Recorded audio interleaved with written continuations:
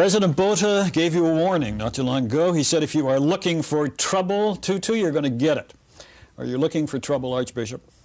My work is God's work given to me. And if that gets me into trouble, then tough luck. I'm not going to hold back because I am not doing anything I haven't done before. I am trying to be obedient to the mandates of the gospel.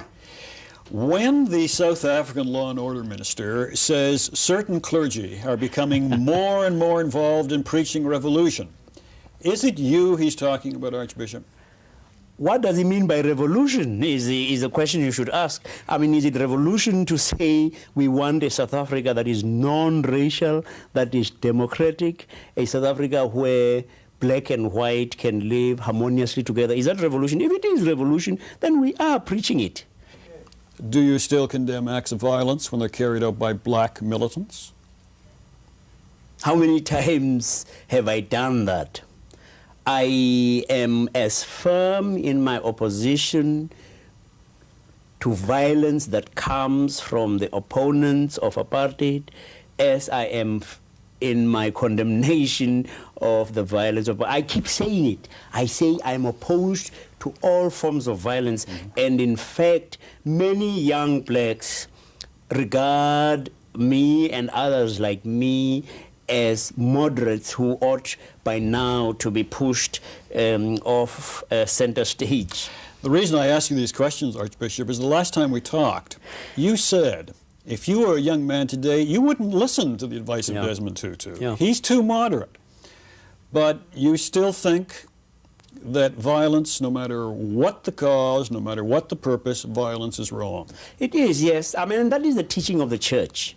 The church has been quite consistent, and I actually hold to that teaching. I am a conservative, theologically speaking, because when the church says there is a time when violence could be justifiable, it is not saying it condones the violence. It is saying that Christians individually have to make up their mind.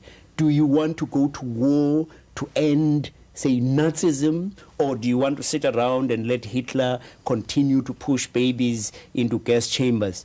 They're saying that is wrong and war is wrong, but you have to choose between the two evils, which is the lesser evil. The South African government has cracked down heavily against the anti-apartheid groups. In fact, the church basically has taken up the mantle of that fight.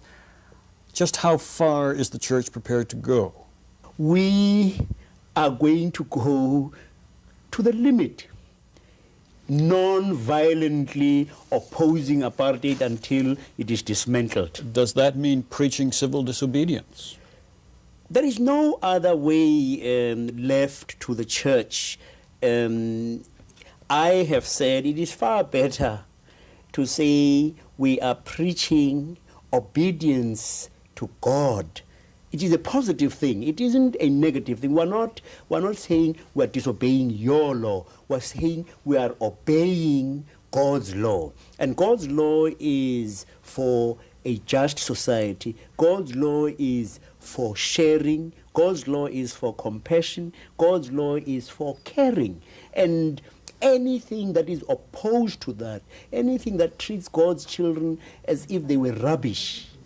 I mean, the church, if it is going to be true to the gospel, has got to come out strong in favor of God's little ones.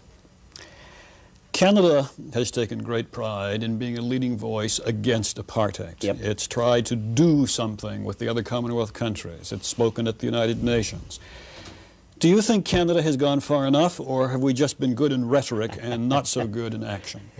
You know what a schoolmaster usually says about most of his students. This is a good student, but there is room for improvement.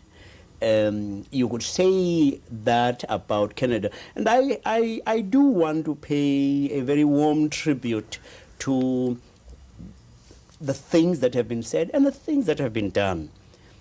But I will not rest until apartheid has been dismantled. That is the object of the exercise. That is our goal. And until that goal is achieved, nobody can rest on their laurels. President Botha has offered a new proposal to expand the political role of blacks in South Africa. The blacks turned it down immediately. Isn't President Botha really in a no-win situation? Whatever he does is not enough for the blacks, it's too much for the conservative whites. I have said to people that Mr. Botha is a courageous man. He has done and said things we didn't expect from a nationalist prime minister, state president. But I have also said we need to use a turnaround, an English expression. He does not have the convictions of his courage.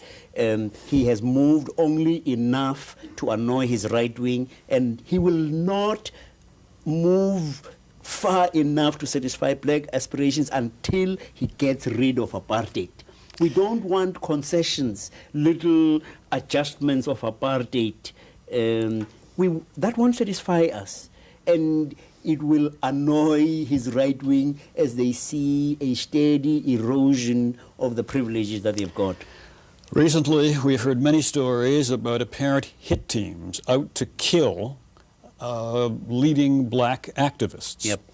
Do you believe there is a government-sponsored death squad or hit team killing these black activists? I know that in a situation such as ours, the perpetrators of injustice and oppression will use methods such as those to try and liquidate their opponents.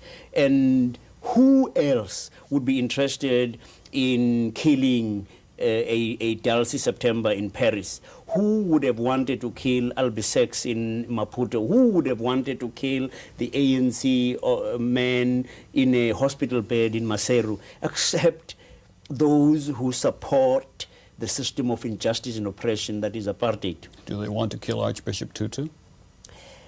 You have to accept that when you are in a struggle, liberation struggle against injustice and oppression, there will be casualties, and you don't have a special kind of exclusion from being a possible casualty. There were very high hopes and great expectations, Archbishop, when you won the Nobel Peace Prize. Yep. Here we are in 1988. You have an emergency measure still in effect in South Africa. Press censorship is sweeping the whole country. The extreme right has surged ahead in popularity.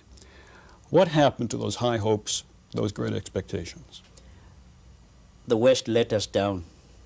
The West let us down horribly badly. Mr. Botha and his supporters know that Mrs. Thatcher, President Reagan, Chancellor Kohl will always come between them and the just consequences, results and consequences of their actions. They will always protect them. We are struggling not just against apartheid in South Africa, we are struggling with the vested interests of the West. And until the West recognizes that, in fact, its best interests are going to be served by dismantling injustice and oppression, they will be swallowed in this morass of apartheid, because black people will say, it is clear, capitalism and the democracy that these people talk about in the West is okay for whites. When the victims of injustice and oppression are blacks, blood is thicker than water. Archbishop, thank you for talking with us. Thank you.